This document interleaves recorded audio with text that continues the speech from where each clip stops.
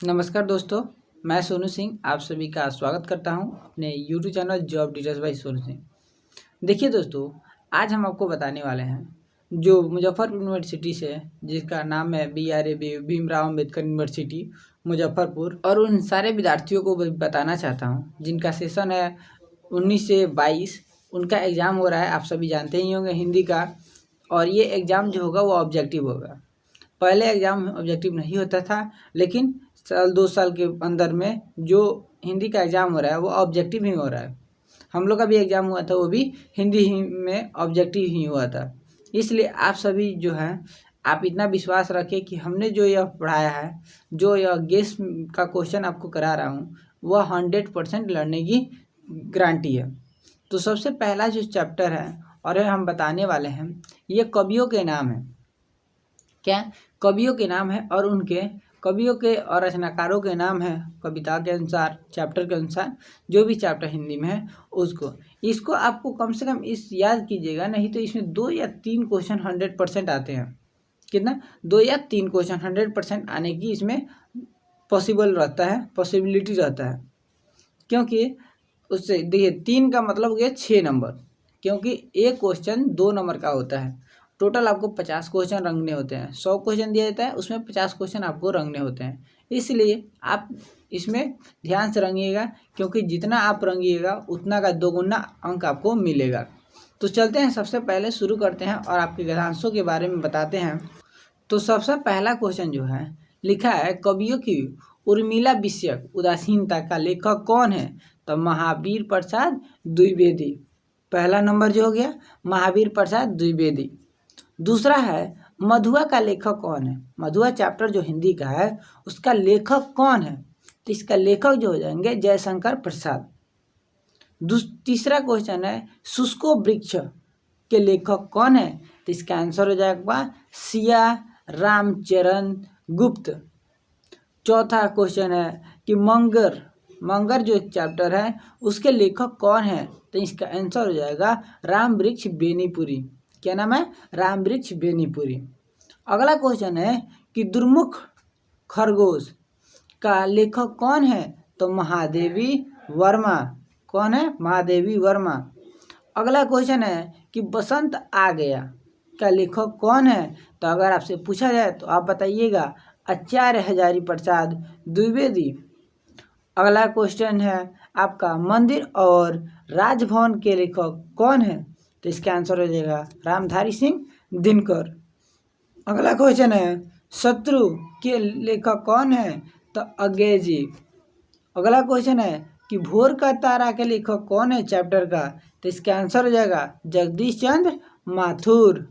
उसके अगला क्वेश्चन है कि कमल का जादूगर राम वृक्ष बेनीपुरी, इसका लेखक कौन है? तो देखिए ये मत समझिएगा यहाँ पे राम वृक्ष बेनीपुरी है तो इसका मतलब राम वृक्ष बेनीपुरी ही लिखे होंगे, नहीं, ये गलत हो जाएगा। देखिए इसके लेखक कौन है? डॉक्टर श्याम नंदन किशोर।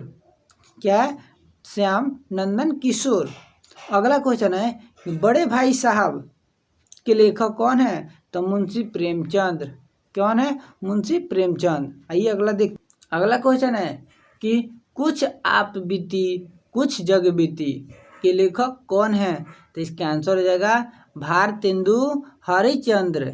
अगला क्वेश्चन है कि माली गुरुजी के लेखक कौन है? तो इसका आंसर हो जाएगा प्रमोद कुमार सिंह। कौन है? प्रमोद कुमार सिंह। इसलिए आप इतना जरूर याद कीजिएगा। अगर इतना आप याद करते हैं तो 100% है कि आपका 20 नंबर का मार्क्स जरूर आएगा। मैक्सिमम आपका 15-20 नंबर इससे क्वेश्चन आपका आता ही है बढ़ेगी। और ये मत सोचिएगा कि क्वेश्चन नहीं आएगा, 100% है इसमें से क्वेश्चन पूछा जाएगा। ना तो क्या होता है, बच्चा जाता है ना बैच में तो वो करे इसमें से देखेगा, उसमें से देखेगा, उसमें से देखेगा। अरे भाई आप बता दो, अरे भाई पहले तुम खुद पहले पढ़ लो, उसके बाद जाना। तो वहाँ पे देखना, जब तुम 100 क्वेश्चन देख रहे हो और उसमें से 50 क्वेश्चन मानना है, अगर तुम 100 बार इसको न पढ़ के एक बार अगर ध्यान से इस पढ़ लेते हो, इसको देख लेते हो वीडियो को, तो गारंटी है कि आप 100 में से 25 से 50 क्वेश्चन के बीच में जितना आप मारोगे ना, वो आप अपने कॉन्फिडेंस से मारोगे और 100% सही होगा। क्या होता है, 30 क्वेश्चन मारोगे तो आपका 60 नंबर हो जाएगा, 40 मारोगे तो 80 नंबर होगा, 50 मारोगे 100 नंबर होगा। 100 क्वेश्चन थोड़ा ही मारना है आपको, तो सिर्फ 50 क्वेश्चन ही मारना है, और वो भी 1 से लेकर 100 तक के अंदर में। तो आप क्या करोगे, फर्स्ट क्वेश्चन आपको आ रहा है तो फर्स्ट क्वेश्चन बनाओ, सेकंड क्वेश्चन आ रहा है सेकंड क्वेश्चन बनाओ। लेकिन देखो अगर उसके बाद नहीं आ रहा क्वेश्चन जिसका आंसर तुमको याद नहीं है, तो तुम आगे बढ़ते जाओ। जितना आगे बढ़ते जाओगे, जौन सा क्वेश्चन आपको याद आएगा उसके सामने रंग देना है, कलर कर देना है OMR पे। क्या टेंशन है, सुटेबल आपका आंसर बन जाएगा, आपका मार्क्स भी बेहतर आएगा।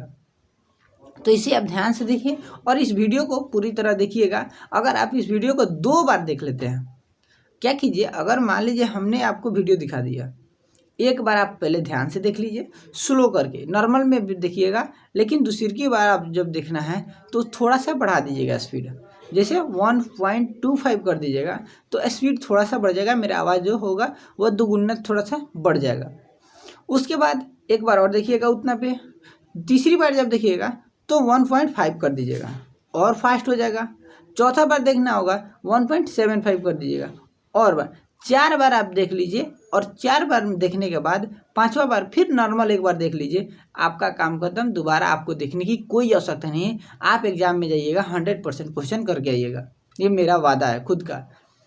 तो चलिए क्वेश्चन देखते हैं और पढ़ने पढ़ाने की सिलसिला को जारी रखते हैं। तो सबसे पहला क्वेश्चन जो है वह लिखा है, कवियों का उर्मिला विषयक उदासीनता के लेखक कौन है, निबंध के लेखक कौन है। अभी आपने पढ़ा है किसका लेखक कौन है, तो महावीर प्रसाद द्विवेदी। देखिए क्वेश्चन आया ना। दूसरा क्वेश्चन देखिए, लिखा है महावीर प्रसाद द्विवेदी का जन्म कब हुआ था। तो आप बताइए, जब कविता का नाम याद रखिएगा तो उसके जन्म का नाम भी याद रखना होगा जो लिखे हैं। अगर उनके जन्म का नाम याद नहीं रहे तो भी क्वेश्चन बन सकता है। देखिए क्या हिंदी में जो होता है ना, आपको क्वेश्चन अपने से बनाना होता है। चैप्टर आप पढ़िएगा, उसमें से क्वेश्चन आपको टटोलना होता है, उसके अनुसार आपसे क्वेश्चन पूछा जाता है एग्जामिनर ने, ताकि आप जो है कितना बेहतर से उस बुक को पढ़ें। इसलिए बट हम बुक कहाँ पढ़ते हैं, हम लोग तो सिर्फ ऑब्जेक्टिव पढ़ेंगे ना, तो ऑब्जेक्टिव पढ़ेंगे तो क्वेश्चन तो आपके सामने ज़्यादा आएगा, इसलिए आप ज़्यादा से ज़्यादा क्वेश्चन कीजिएगा। चलिए दूसरा नंबर क्वेश्चन देखते हैं। दूसरा नंबर क्वेश्चन, महावीर प्रसाद द्विवेदी का जन्म कब हुआ था। तो इसका आंसर हो जाएगा 15 मई 1864, ए नंबर। तीसरा क्वेश्चन है, महावीर प्रसाद द्विवेदी के पिता का क्या नाम था। तो इनके पिता का नाम जो था वह राम सहाय दुबे था। क्या था, राम सहाय दुबे। आइए अगला क्वेश्चन देखते हैं 4 नंबर क्वेश्चन में क्या लिखा है। लिखा है महावीर प्रसाद द्विवेदी की रचना नहीं है, इनसे कौन सी है जो रचना उनकी की गई नहीं है। तो देखिए गंगा लहरी भी उन्हीं का लिखा हुआ है, काव्य कुंज उन्हीं का लिखा हुआ है, अम्बला विलाप उन्हीं का लिखा है। एक जो है सी नंबर जो आंसर है स्वदेश कुंडल, इसके लेखक वह नहीं है, तो इसका आंसर हो जाएगा सी नंबर। 5वां नंबर क्वेश्चन है कि आचार्य महावीर प्रसाद द्विवेदी से प्रेरणा लेकर उनके आदर्शों को आगे बढ़ाने वाले कवि कौन थे। कवि जो है वो कौन है। तो इसका आंसर देखिए आपका हो जाएगा मैथिली शरण गुप्त। इन्हीं के आदर्शों को लेकर वह आगे बढ़े हैं, आगे कवि बने हैं।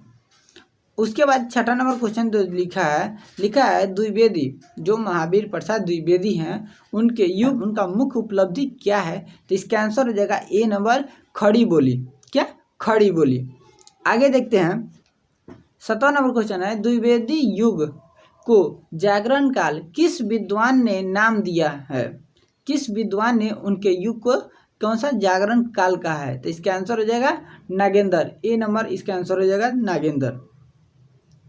8 नंबर क्वेश्चन है, महावीर प्रसाद द्विवेदी का निधन कब हुआ था। तो महावीर प्रसाद द्विवेदी का निधन जो हुआ था वो 1864 ईस्वी में हुआ था। इसका आंसर हो जाएगा सी नंबर। अगला क्वेश्चन है कि कवियों की उर्मिला विषयक उदासीनता किस विधा से संबंध रखना है। किस के आधार पर उस रचना को किया गया है, लिखा गया है। कहानी के आधार पे, कविता के आधार पे, निबंध के आधार पे, या रिपोर्टा जर्ज के आधार पे। तो इसका आंसर हो जाएगा सी नंबर, निबंध के संबंध में इसकी रचना की गई है। अगला क्वेश्चन है कि कवियों की उर्मिला विषयक उदासीनता शीर्षक पाठ में किस चरित्र को उज्ज्वल बताया गया है। किस चरित्र को उज्ज्वल बताया गया है। इसका आंसर हो जाएगा आपका उर्मिला। क्या आंसर हो जाएगा, उर्मिला। अगला क्वेश्चन है कि आचार्य महावीर प्रसाद द्विवेदी किस रूप में प्रसिद्ध हैं, किस रूप से वह प्रसिद्ध हैं। तो इसका आंसर आप बताइए। इनमें से सभी हो जाएगा, कवि के रूप में भी, निबंधकार के रूप में भी और संपादक के रूप में भी। अगला क्वेश्चन है 12 नंबर, महावीर प्रसाद द्विवेदी सरस्वती पत्रिका के संपादक कब बने थे। सरस्वती पत्रिका के संपादक कब बने थे। तो इसका आंसर हो जाएगा आपका 1903 में। कब? 1903 में। अगला क्वेश्चन है कि कवियों की उर्मिला विषयक उदासीनता किस कोटि की रचना है, किस कोटि की रचना है। तो इसका आंसर हो जाएगा आलोचक को। कैसा? आलोचक। आंसर हो जाएगा सी नंबर। उसके बाद अगला क्वेश्चन दिया है, महावीर प्रसाद द्विवेदी की रचना नहीं है, इनमें से कौन सी बुक है जो वह रचना नहीं किया है। तो अभी ना आपने पढ़ा होगा कि स्वदेशी कुंडल जो है, इससे पहले हमने इस क्वेश्चन को पढ़ना था, इसका लेखक वह नहीं है। 15 नंबर क्वेश्चन देखते हैं। 15 नंबर क्वेश्चन लिखा है, आचार्य महावीर प्रसाद द्विवेदी के से प्रेरणा लेकर उनके आदर्शों को आगे बढ़ाने वाले कवि कौन थे। अभी आपने देखा होगा कि मैथिली शरण सिंह हमने आपको आंसर बताया था। तो देखिए यहाँ पे डी नंबर क्वेश्चन है मैथिली शरण सिंह। देखिए आप जितना बार पढ़िएगा ना तो आपको पता चलेगा कौन सा क्वेश्चन रिपीटेड हुआ है। अगर आप ये नहीं पढ़े होंगे तो आपको पता नहीं चलेगा कौन सा क्वेश्चन रिपीटेड किया है। द्विवेदी युग की मुख्य उपलब्धियाँ क्या है। अभी आपको बताया है कि खड़ी बोली उनकी मुख्य भूमिका है। अगला क्वेश्चन है कि आचार्य महावीर प्रसाद द्विवेदी किस रूप में प्रसिद्ध हैं, किस रूप से प्रसिद्ध है। तो इनमें से सभी। सेम क्वेश्चन को रिपीट किया है। जयशंकर प्रसाद किस वाद से संबंधित रचनाकार करते हैं। तो इसका आंसर हो जाएगा छायावाद। ए नंबर आंसर हो जाएगा। प्रसाद जी के गुंडा कहानी में भारतीय इतिहास के किस युग का चित्रण हुआ है, किस युग का चित्रण हुआ है। तो ईस्ट इंडिया का चित्र इसमें दर्शाया गया है। 20 नंबर क्वेश्चन है, प्रसाद जी ने अपनी किस कहानी में दाम्पत्य प्रेम का उज्जवल रूप प्रस्तुत किया है, किस रचना में, किस कहानी में किया है। तो इसका आंसर है मधुलिका। मधुलिका। साहित्य की कहानी विंदा से संबंध प्रसाद जी कौन सी कृति है, कौन सी कृति है। तो इसका आंसर हो जाएगा आकाशद्वीप। अगला क्वेश्चन देखते हैं, मधुआ शीर्षक कहानी का चित्रक खींचा गया है। तो इसका आंसर रहेगा आपका दोनों, सामाजिक विषमता और अन्याय। अगला क्वेश्चन है 23 नंबर कि मधुआ शीर्षक कहानी का प्रधान पात्र कौन है, इसका प्रधान पात्र कौन है। तो इसका आंसर हो जाएगा मधुआ। उसमें मेन चित्र इसी का दर्शाया गया है। मधुआ किस प्रकार की कहानी है। तो इसका आंसर है चरित्र प्रधान आदर्शवादी, जो अपने चरित्रों को बचा के रखती है, अपने समाज में कैसे रहती है उसी के आधार पर बनाया गया है। तो चलिए आगे बढ़ते हैं। मधुआ की कहानी किन की कहानी है, मधुआ जो है वह किन की कहानी है, किसने ये लिखा है। तो इसका आंसर रहेगा जयप्रकाश जयशंकर प्रसाद। नेक्स्ट क्वेश्चन है, जयशंकर प्रसाद का जन्म कब हुआ था। कब हुआ था? 1889 ईस्वी में। इनमें से कौन सी कहानी संग्रह प्रसाद जी की कहानियाँ का संकलन नहीं है। तो आंसर हो जाएगा गल्प मंजरी जो है उनका लेखक नहीं रहे हैं। जयशंकर प्रसाद किस युग के कवि थे, किस युग के कवि थे। आधुनिक युग के कवि थे। जयशंकर प्रसाद की कविताओं में किस काव्य धारा की समस्त प्रवृत्तियाँ मिली है। तो इसका आंसर हो जाएगा ए नंबर छायावादी। क्या? छायावादी जो है इनकी कहानियाँ में मिलता है। 30 नंबर क्वेश्चन जो दिया है, लिखा है सिया रामचरण गुप्त का जन्म कब हुआ था। तो इसका आंसर हो जाएगा 1895 ईस्वी में। नेक्स्ट नंबर क्वेश्चन दिया है कि सिया रामचरण गुप्त का जन्म कहाँ हुआ था। देखिए यहाँ पे पूछ दिया कहाँ हुआ था, लेकिन इससे पहले नहीं पूछा था, सिर्फ पापा का नाम मम्मी का नाम ऐसे पूछा था। तो देखिए इसका आंसर हो जाएगा चिरगांव में। कहाँ हुआ था? चिरगांव। नेक्स्ट क्वेश्चन है, शुष्क वृक्ष किस विधा की रचना है, किस विधा का रचना है। तो इसका आंसर हो जाएगा निबंध के आधार पे, यानी कि यह निबंध है। सिया रामचरण गुप्त का निधन कब हुआ था। तो इसका आंसर हो जाएगा 1963 को। अगला क्वेश्चन है, शुष्क वृक्ष निबंध में किस ग्रंथ से संबंध कथा का आधार ग्रहण किया गया है। तो इसका आंसर हो जाएगा कादम्बरी। क्या हो जाएगा? कादम्बरी आंसर हो जाएगा। आगे बढ़ते हैं। अगला क्वेश्चन है कि नारी सिया राम शरण गुप्त का क्या है? नारी जो है बुक चैप्टर वह सिया रामचरण गुप्त का क्या है? तो इसका आंसर हो जाएगा यह एक उपन्यास है। क्या है? उपन्यास है। अगला क्वेश्चन है कि मनुष्य सिया रामचरण गुप्त का क्या है? तो इसका आंसर रहेगा कहानी संग्रह। कहानी संग्रह। 37 नंबर क्वेश्चन है कि लिखा है सिया राम शरण गुप्त का निधन संग्रह है किस बुक में? तो इसका आंसर है झूठा सच जो बुक है उनमें इनका संग्रह किया गया है सियाराम चरण गुप्त का निधन का। अगला क्वेश्चन है राम वृक्ष बेनीपुरी का जन्म कब हुआ था?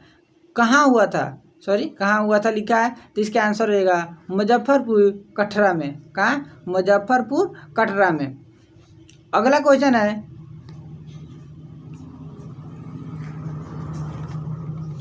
बेनीपुरी का जन्म कब हुआ था? राम वृक्ष बेनीपुरी का जन्म कब हुआ था? तो इसका आंसर हो जाएगा आपका बी नंबर 1902 में। अगला क्वेश्चन है कि राम वृक्ष बेनीपुरी के पिता का क्या नाम था? अब बताइए, यहाँ पे पिता का नाम पूछा गया है तो आप पिता का नाम जरूर बताइएगा। इसका आंसर हो जाएगा फुलवंत सिंह। क्या नाम था? फुलवंत सिंह। यानी कि सुभान खान जो है वह शीर्षक के रचना के लेखक कौन है? इस शीर्षक के रचनाकार कौन है? तो इसका आंसर हो जाएगा आपका राम वृक्ष बेनीपुरी। देखिए क्या होता है, जो सामने दिया जाता है ना उसी के आधार पे आपका क्वेश्चन अगला क्वेश्चन पूछा जाता है, इसलिए कुछ अपने हद तक आप इसे जरूर समझिएगा। अगला क्वेश्चन है कि राम वृक्ष बेनीपुरी किस रूप में ख्यात हैं, यानी कि विख्यात हैं? तो इसका आंसर हो जाएगा सी नंबर गद्यकार के रूप में। यह गद्यांश सबसे ज़्यादा लिखे हुए हैं। अगला क्वेश्चन है राम वृक्ष बेनीपुरी का निधन कब हुआ था? तो इसका आंसर हो जाएगा 1968 ईस्वी में। 1968 ईस्वी में। आइए आगे देखते हैं। अगला क्वेश्चन है 44 नंबर मंगर की पत्नी का क्या नाम था? तो इसका आंसर हो जाएगा भकोलिया। क्या था? भकोलिया। आंसर डी हो जाएगा। मंगर कौन था? तो मंगर कौन था? हलवाहा। कौन था? हलवाहा। अगला क्वेश्चन है कि मंगर किस विधा से संबंध रचना है? मंगर जो है वह किस विधा से किस प्रकार वह रचना की गई है? तो इसका आंसर रहेगा रेखा चित्र। किसी का रेखा चित्र किया गया है। राम वृक्ष बेनीपुरी की सर्वाधिक प्रसिद्ध नाटक की कृति कौन सी है? तो इसका आंसर हो जाएगा आपका अम्बपाली। यह जो है वह राम वृक्ष बेनीपुरी का प्रसिद्ध नाट्य कृति है। अगला क्वेश्चन है, देखिए राम वृक्ष बेनीपुरी की रचनाएं किस विधा में उपलब्ध होती है? किस विधा में? तो सभी प्रकार में, कहानी के रूप में भी, उपन्यास के रूप में भी और नाटक के रूप में, सभी प्रकार के रूप में इनकी उपलब्ध किया जाता है।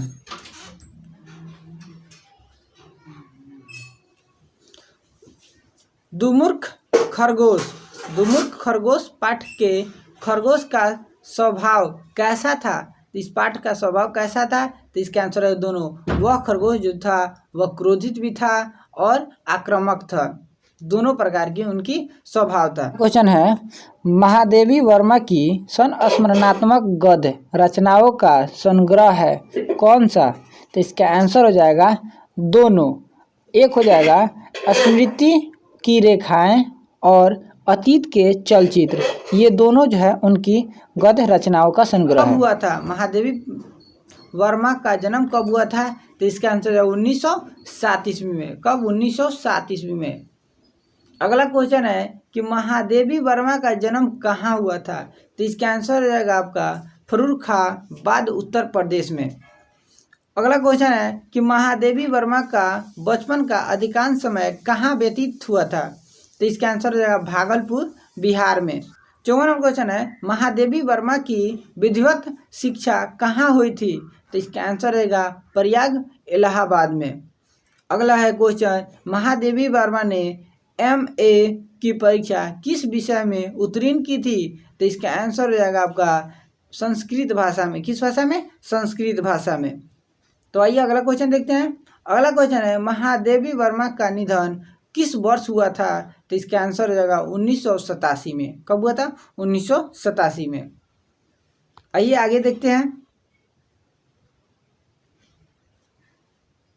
अगला क्वेश्चन है कि महादेवी वर्मा का रचना काल है। कब से कब तक उन्होंने अपना रचना किया है? तो इसका आंसर हो जाएगा 1924 से लेके 1942 ईस्वी तक। 1924 से लेकर 1942 ईस्वी तक। उसके बाद क्वेश्चन दिया है कि महादेवी वर्मा के गीत हैं, कौन से गीत उनके हैं? तो इसका आंसर है बी नंबर, भाव प्रदान। कौन सा? भाव प्रदान गीत जो है वो उन्हीं के द्वारा लिखा गया है। अगला क्वेश्चन है कि आधुनिक मीरा किस कवित्रियों को कहा गया है? किस कवित्रियों कहा गया है? तो इसका आंसर हो जाएगा बी नंबर, आधुनिक मीरा महादेवी वर्मा को कहा गया है। उसके बाद क्वेश्चन दिया है कि महादेवी वर्मा को किस कृति के लिए ज्ञानपीठ पुरस्कार मिला है? किसके लिए ज्ञानपीठ पुरस्कार मिला है? यामा के लिए। इसका आंसर हो जाएगा डी नंबर, यामा। ओके, आइए आगे देखते हैं।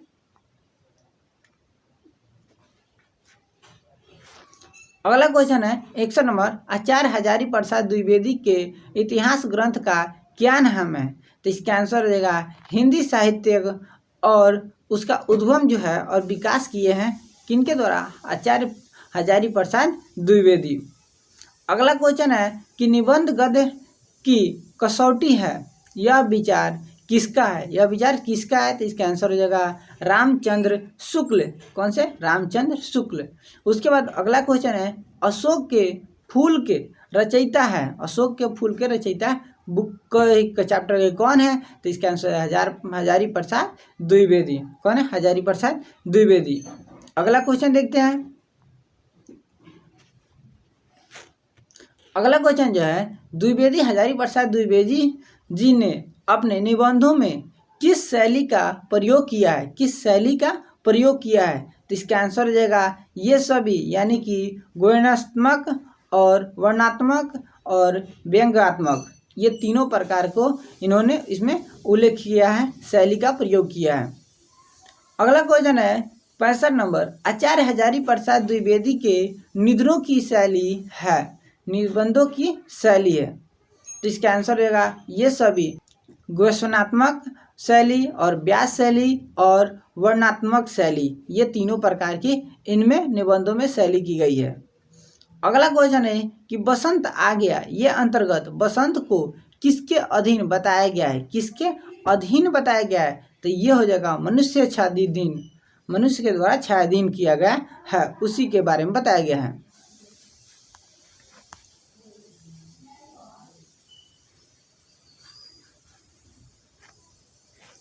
अगला क्वेश्चन है कि बसंत आ गया किस विधा का रचना है? तो इसमें दो ऑप्शन दिया है, इसका आंसर हो जाएगा आपका कहानी के नाम पे। अगला क्वेश्चन है कि बसंत आ गया आचार्य हजारी प्रसाद द्विवेदी की किस कृति के अंतर्गत है? किस कृति के अंतर्गत है? अशोक के फूल के। अगला क्वेश्चन है आचार्य हजारी प्रसाद द्विवेदी कृत अशोक के फूल क्या है? तो अशोक के फूल क्या है? तो निबंध संग्रह। क्या है? निबंध संग्रह। अगला क्वेश्चन आइए देखते हैं 70 नंबर क्वेश्चन। 70 नंबर क्वेश्चन लिखा है कि आचार्य हजारी प्रसाद द्विवेदी किस रूप में विख्यात हैं, ख्यात हैं? ये दोनों का अर्थ एक ही होता है, इसलिए इसका टेंशन न ले। आंसर हो जाएगा आपका आलोचक। क्या है? आलोचक। वीडियो अच्छा लगे तो चैनल को सब्सक्राइब जरूर कीजिएगा, और इसका अगर पीडीएफ चाहिए तो आप हमें कमेंट कर दीजिएगा, हम अपने द्वारा आपको पीडीएफ प्रोवाइड कर देंगे। अगला क्वेश्चन जो लिखा है वह लिखा है कि बसंत आ गया किस प्रकार का निबंध है? बसंत आ गया किस प्रकार का निबंध है? तो यह हो जाएगा व्यक्ति प्रधान। क्या है? व्यक्ति प्रधान। उसके बाद क्वेश्चन दिया है अगला क्वेश्चन, आचार्य हजारी प्रसाद द्विवेदी का जन्म कब हुआ था? तो उनका जन्म हुआ था 1907 में। यह क्वेश्चन आपको पीछे ही पढ़ा दिया गया है। उसके बाद आचार्य हजारी प्रसाद द्विवेदी का जन्म कहाँ हुआ था? तो इसका आंसर है बलिया में। बलिया जो बिहार में है वहीं पे। उसके बाद अगला क्वेश्चन है आचार्य हजारी प्रसाद द्विवेदी की मृत्यु कब हुई थी? तो 1978 में। ये भी क्वेश्चन आपको पीछे बता दिया गया है। आइए आगे बढ़ते हैं और देखते हैं। तेरे मेरे होठों पे मीठी मीठी गीत मितवा। चलिए 75 नंबर क्वेश्चन देखते हैं। लिखा है दिनकर किस युग के कवि थे? छायावादोत्तर युग के। उसके बाद नेक्स्ट क्वेश्चन है आपका रामधारी सिंह दिनकर की रचना है कौन सी? तो इसका आंसर हो जाएगा अर्धनारीश्वर। यह जो दिनकर की रचनाकार है। उसके बाद दिनकर को किस रचना के लिए साहित्य अकेडमी पुरस्कार दिया गया? तो इसका आंसर हो जाएगा संस्कृत के 4 अध्याय पर। संस्कृत के 4 अध्याय इन्होंने किया था, उसकी रचना, इसके लिए उनको साहित्य अकादमी पुरस्कार दिया गया है। रामधारी सिंह दिनकर की कौन सी रचना है? तो इनकी कौन सी रचना है? तो आंसर हो जाएगा रश्मि रथी। अगला क्वेश्चन है कि रामधारी सिंह दिनकर को सर्वाधिक ख्याति किस रूप में प्राप्त हुआ है? तो इसका आंसर रहेगा ये नंबर राष्ट्र कवि के रूप में। यह राष्ट्र कवि थे, यह राष्ट्र के बारे में ज़्यादातर लिखते थे, इसलिए यह विख्यात थे। उसके बाद अगला क्वेश्चन 80 नंबर, रामधारी सिंह दिनकर किस कालखंड के कवि हैं? किस कालखंड के कवि हैं? तो अभी आपको इससे पहले वाला क्वेश्चन हमने बताया था कि छायावादोत्तर युग के यह कवि हैं। 81 नंबर क्वेश्चन है रामधारी सिंह दिनकर का जन्म कब हुआ था? तो इसका आंसर हो जाएगा 1908 में। ये भी क्वेश्चन आपको आसानी से याद हो जाएगा। उसके बाद अगला क्वेश्चन है कि रामधारी सिंह दिनकर का जन्म कहाँ हुआ था? तो इसका आंसर रहेगा सिमरिया मुंगेर में। कहाँ पे? सिमरिया मुंगेर में। अगला क्वेश्चन है 83 नंबर, लिखा है रामधारी सिंह दिनकर की शिक्षा कहाँ तक हुई? कहाँ तक हुई है? तो इनकी शिक्षा जो है वह BA किए हुए हैं। कौन? रामधारी सिंह दिनकर, तभी लिखते हैं।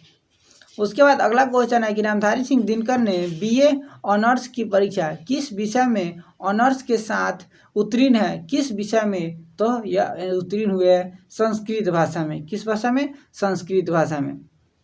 तो चलिए आगे बढ़ते हैं। देखा है पहली बार साजन की आंखों में प्यार। चलिए अगला क्वेश्चन है 85 नंबर, रामधारी सिंह दिनकर सरकारी सेवा किस रूप में की है? सरकारी सेवा किस रूप में की है? तो इसका आंसर रहेगा इन सभी में हाई स्कूल के प्रधानाध्यापक के रूप में भी, सब रजिस्ट्रार के रूप में भी और प्रचार विभाग के उपनिदेशक के रूप में भी इन्होंने किया है। उसके बाद अगला क्वेश्चन है कि हिंदी विभाग अध्यक्ष के रूप में दिनकर जी मुजफ्फरपुर के किस कॉलेज में नियुक्ति किए गए थे?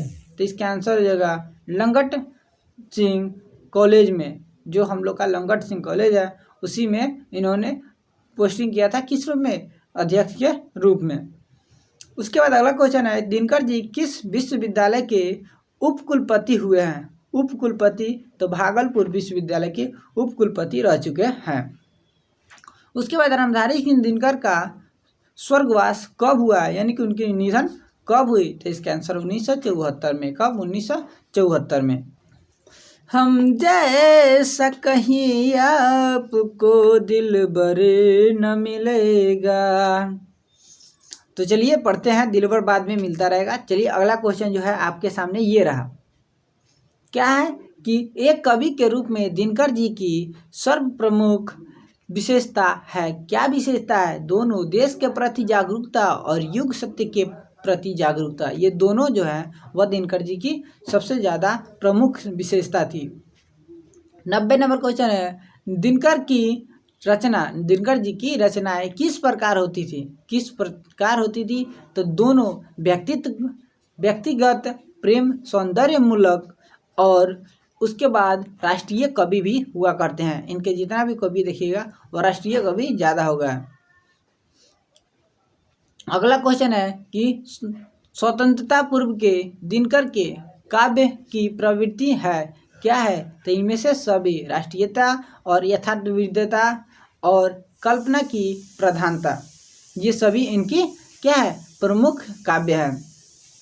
उसके बाद कहते हैं दिनकर जी की सर्वाधिक प्रसिद्ध काव्य कृति है कौन सी? तो इसका आंसर है कुरुक्षेत्र। आइए अगला क्वेश्चन देखते हैं।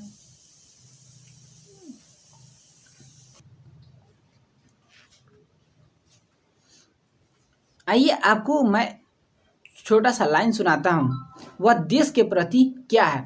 कहते हैं दिनकर जी कि मुझे तोड़ लेना हे वनमाली, उस पथ में तुम देना तुम फेंक, उस पथ में देना तुम फेंक, मातृभूमि पर सिर चढ़ाए जिस पर जाए वीर अनेक। कहने का मतलब है कि वह अपने आप को बोलते हैं कि बनमाली से मुझे तोड़ लेना हे बनमाली, मुझे तोड़ देना हे बनमाली, उस पथ में देना तुम्हें, उस रास्ते पर तुम हमको फेंक देना। मातृभूमि पर सिर चढ़ाए, मातृभूमि यानी कि मेरे धरती के लिए जो अपना सिर चढ़ाए उस पर जाए वीर अनेक, हम उस पर अपने आप को रखना चाहेंगे, जिसपे हमारे देश को बचाने के लिए हमारे वीर जवान जो है वह जाते हैं। अभी आपने ज़रूर देखा होगा हमारे देश के जितने भी आर्मी जवान हैं वह सभी अपने देशवासियों को बचाने के लिए अपने आप को दुश्मनों के हवाले कर देते हैं, लेकिन कभी पैर नहीं पीछे करते। इसलिए आप पूरे जोश और जुनून से अपने आप को आगे बढ़ाएं। अगला क्वेश्चन है, लिखा है मंदिर और राजभवन किस विधा से संबंध रचना है? तो इसका आंसर हो जाएगा निबंध से। किससे? निबंध से। मंदिर और राजभवन शीर्षक निबंध में राजभवन किसका प्रतीक है? तो इसका आंसर हो जाएगा नैतिकवाद के। किसके? नैतिकवाद के। अगला क्वेश्चन है कि मंदिर और राजभवन शीर्षक निबंध में मंदिर किसका प्रतीक है? किसका प्रतीक होता है? अध्यात्मवाद। अध्यात्मवाद। अगला क्वेश्चन है कि मंदिर और राजभवन शीर्षक निबंध में किनके बीच सामंजस्य की आवश्यकता महसूस की गई है? तो इसका आंसर हो जाएगा इनमें से सभी। इसका आंसर हो जाएगा डी नंबर, ये तीनों। इस पे एक और लाइन हम आपको सुनाने हैं। कहते हैं कि मंदिर मस्जिद गिरजाघर ने बांट लिया भगवान को, मंदिर मस्जिद गिरजाघर बांट लिया भगवान को, धरती बांटी सागर बांटा, क्या बांट सके इंसान को? इंसान कभी नहीं बढ़ता, सारे इंसान एक जैसे होते हैं। इसलिए आइए आगे बढ़ते हैं। लिखा है अज्ञेय का पूरा नाम है, अज्ञेय का पूरा नाम क्या है? तो इसका आंसर है सच्चिदानंद, हरिनंद और वत्स्यान। इनका जो अज्ञेय के पूरा नाम है। आइए आगे बढ़ते हैं और आगे बढ़ के आगे का क्वेश्चन जरूर देखेंगे। तब तक कहेंगे जय जवान, जय किसान, जय विज्ञान। अगला क्वेश्चन है कि अज्ञेय को उनकी किस कृति पर ज्ञानपीठ पुरस्कार दिया गया है? किस पर, कितनी नावों में, कितनी बार? ये जो अज्ञेय जी ने लिखा है इसके लिए उनको ज्ञानपीठ पुरस्कार मिला है। अगला क्वेश्चन है कि तार सप्तक के कवि कौन है?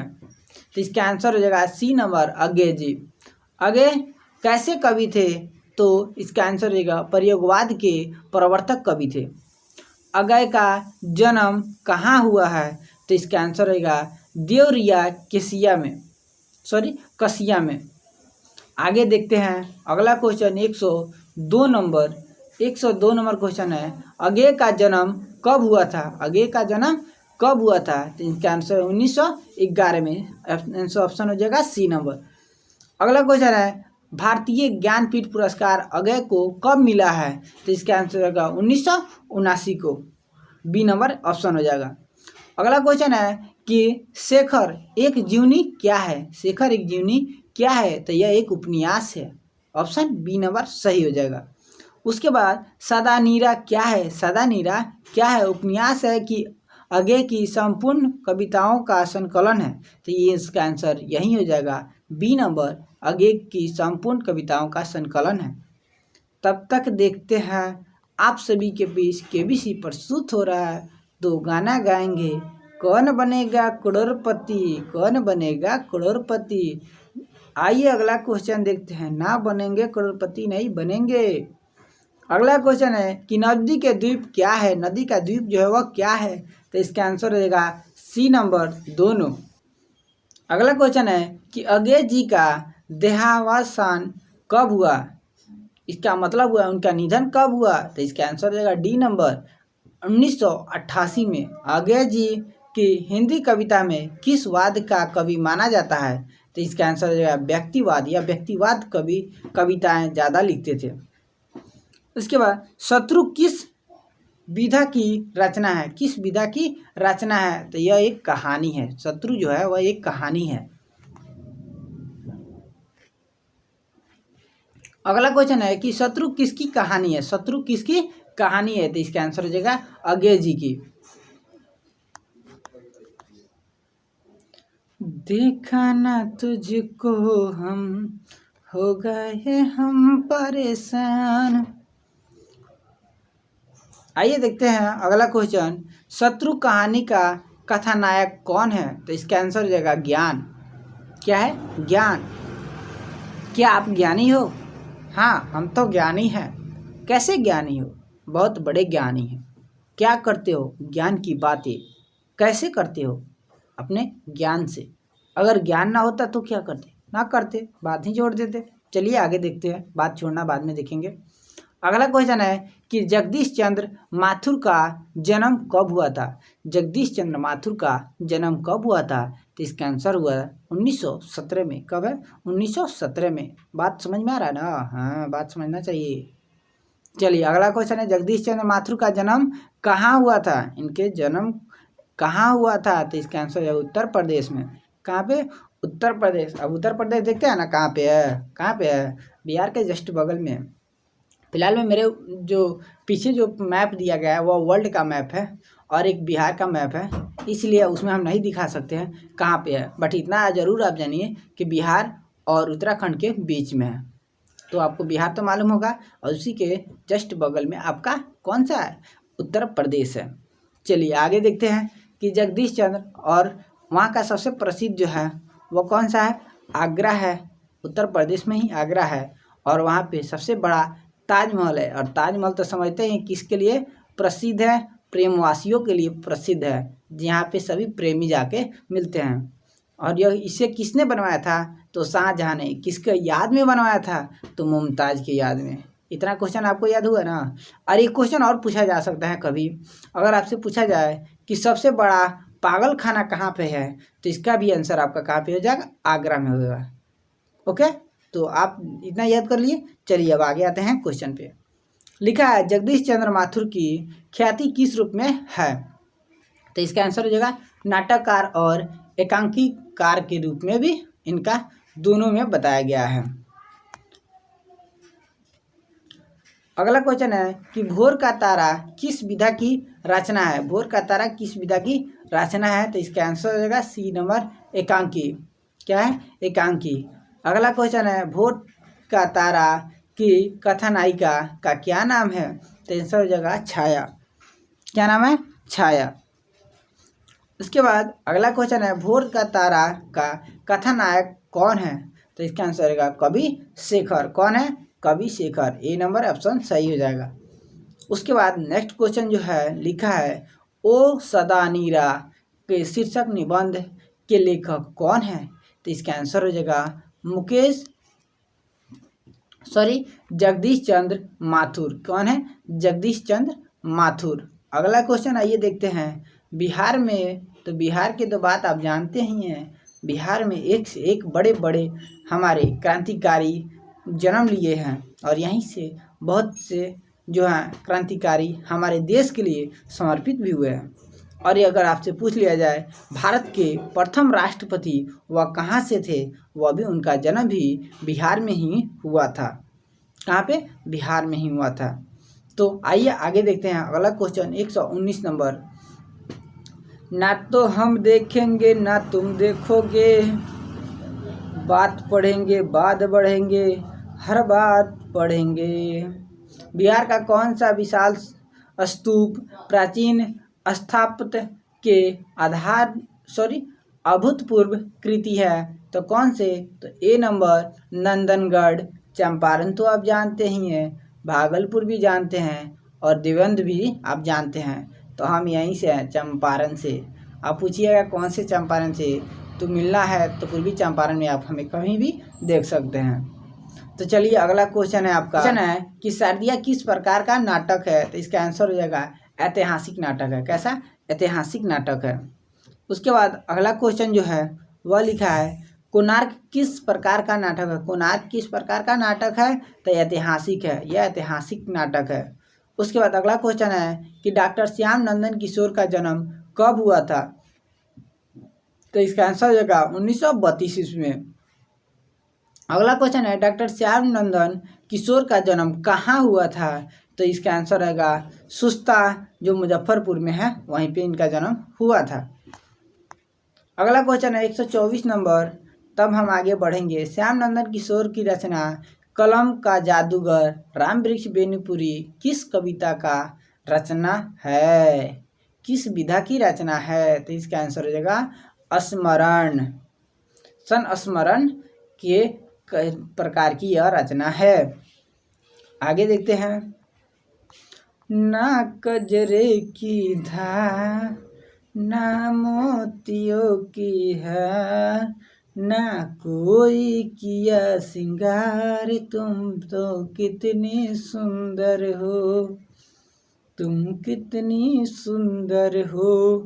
क्या आपने कभी गाना गाया है? ये गाइएगा, देख के गाइएगा, थोड़ा मन लगेगा। चलिए आगे बढ़ते हैं। श्याम नंदन किशोर की प्रारंभिक शिक्षा कहाँ हुई थी? तो इसका आंसर रहेगा जिला स्कूल मुजफ्फरपुर।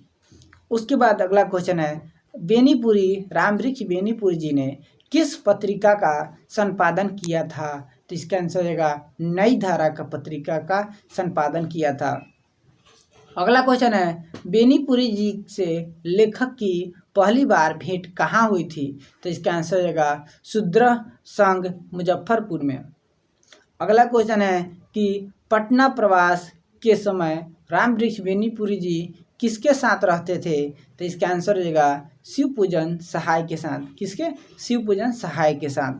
अगला क्वेश्चन आइए देखते हैं। तब तक के लिए आप इंतजार करें, आ रहे हैं आपके सबसे बड़े सुपरस्टार।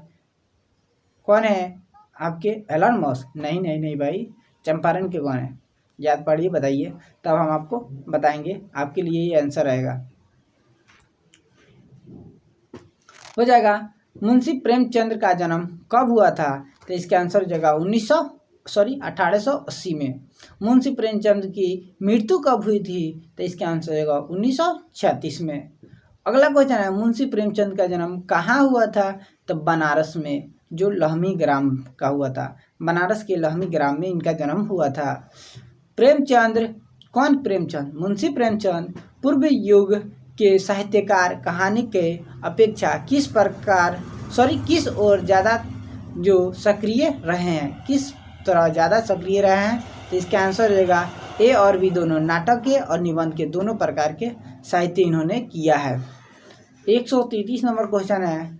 33 नंबर में आता, आप जानते ही होंगे, मुंशी प्रेमचंद की कौन सी कहानी संग्रह अंग्रेजों सरकार द्वारा जब्त कर ली गई है? तो इसका आंसर हो जाएगा सोजे वतन जो है इनकी, वह अंग्रेजों के द्वारा कहानी इनकी जब्त कर ली गई है। किनके द्वारा लिखी गई थी? तो इसका आंसर हो जाएगा राम वृक्ष बेनीपुरी। अगर आपसे ये पूछा जाए कि अंग्रेज सरकार के द्वारा किन की कहानी जब्त की गई है, तो उसका आंसर आपका हो जाएगा मुंशी प्रेमचंद के द्वारा लिखी गई कहानी, जो है सोजे वतन जो है वह उन्होंने जब्त कर लिया है। प्रेमचंद ने अपनी किस कहानी के माध्यम से ग्रामीण जीवन, किसानों की सदृढ़ता और कायनपन का चित्रण और उनके आदर्श का स्थापना की है? तो इसका आंसर हो जाएगा पंच परमेश्वर। अगर आप देखिएगा तो वहाँ पे पता चलेगा कि ग्राम में कैसे होता है, और उसके आधार पे आप अवश्य अपने आप को आगे देख सकते हैं, अपने आप को समझ सकते हैं। 135 नंबर क्वेश्चन लिखा है कि ऊंची या नीची जाति का भेदभाव प्रेमचंद की किस कहानी की विषय वस्तु है? किस कहानी की? तो ठाकुर का कुआं से इसकी कहानी का इसमें बताया गया, ऊंच जाति और नीच जाति के बारे में। तो देखते हैं क्या देखेंगे, जो आप बताइएगा वो तो हम देखेंगे। वीडियो अच्छा लगे तो मन लगे तो लाइक ज़रूर कीजिएगा। तो बढ़े अगले क्वेश्चन पे। अगला क्वेश्चन जो है आपके सामने ये रहा। लिखा है क्वेश्चन कि निम्नलिखित में से किस कहानी में प्रेमचंद ने कथनी और करनी की विसंगतियों पर जबरदस्त व्यंग किया है? तो इसका आंसर रहेगा नशा में। नशा की कहानी जो है उसमें इन्होंने बताया है। अगला क्वेश्चन है, प्रेमचंद किस रूप में ख्यात थे? तो यह तो कथा स्मार्ट थे, कथा सम्राट इनको बोला जाता है।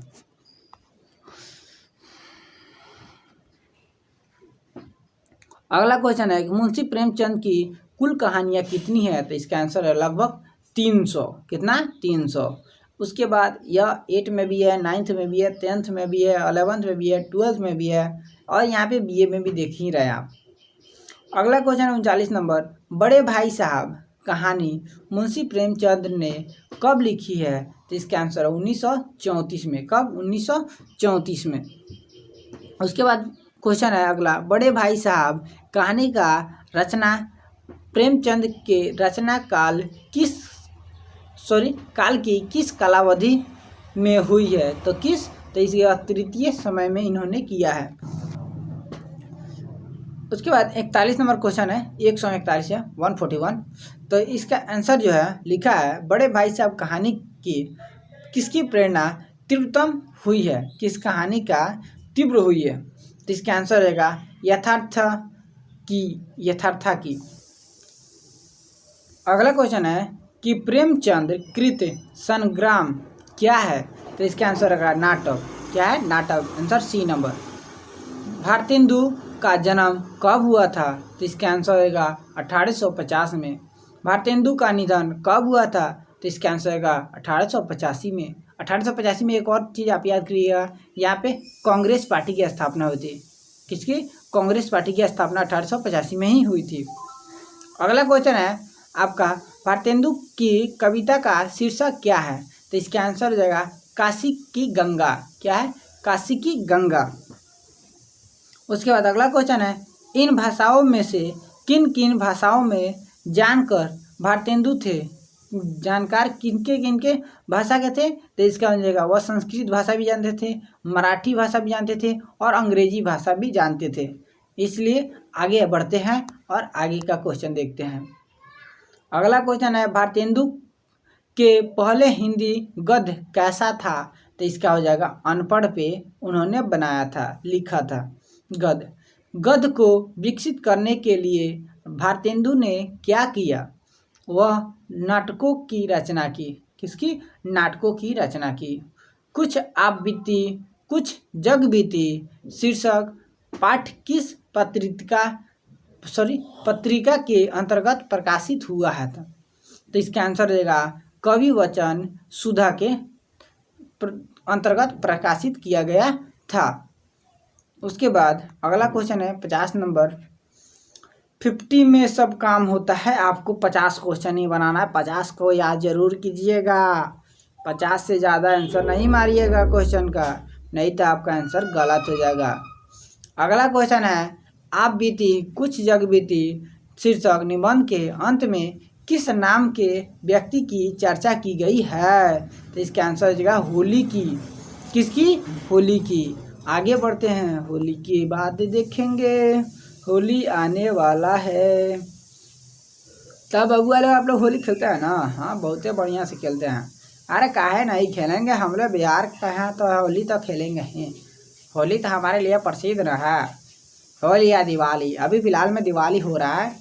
अब शायद आप लोग का दिवाली होने के बाद आप लोग का एग्ज़ाम हो, तो आप लोग होली ज़रूर खेलिएगा। इसके बाद फ़िलहाल में आप दिवाली बेहतर मनाइएगा ना। आप दिवाली मनाइएगा तो आपको बेकार हो जाएगा।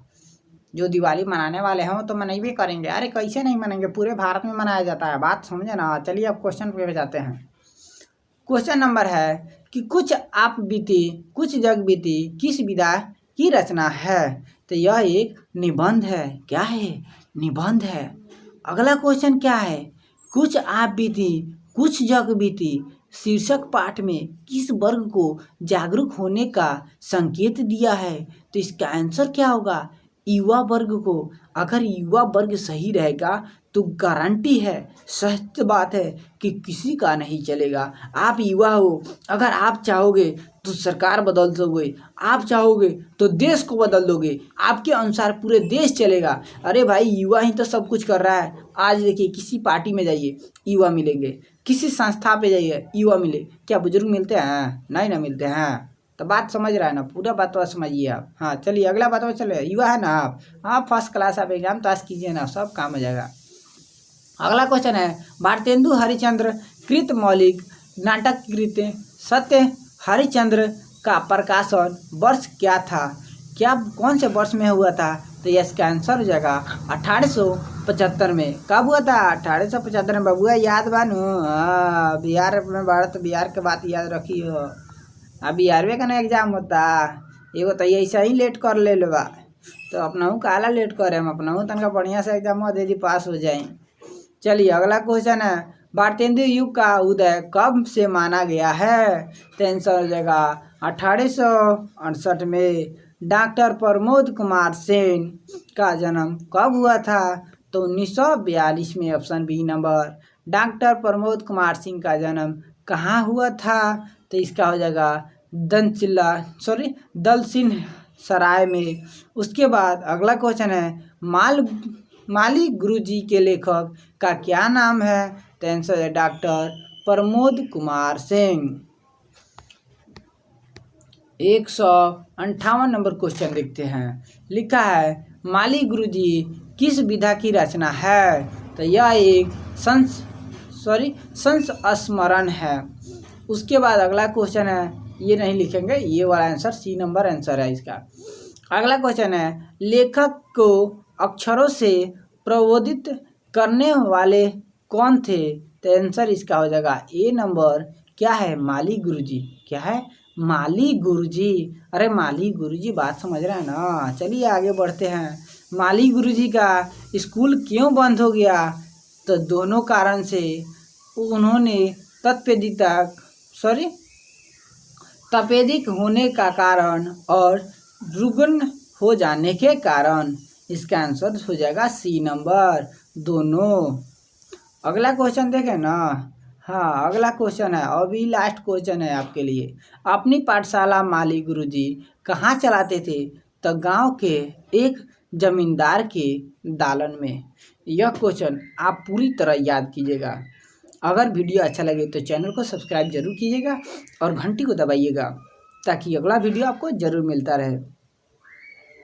यह क्वेश्चन आपका पूरा है। यदि पूरी वीडियो देखना चाहते हैं तो हमारे प्लेलिस्ट में जाएं और वहां से हमारे चैनल के द्वारा आप पूरे वीडियो को देख सकते हैं। तब तक के लिए हम आपसे विदा लेते हैं। मिलेंगे अगले वीडियो में। धन्यवाद।